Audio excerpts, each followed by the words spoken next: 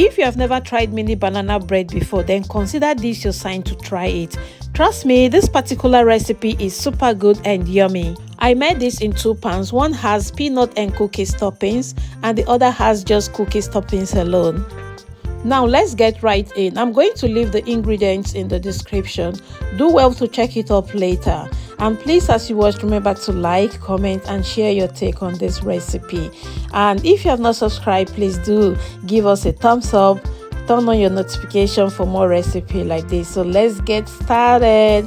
Happy viewing.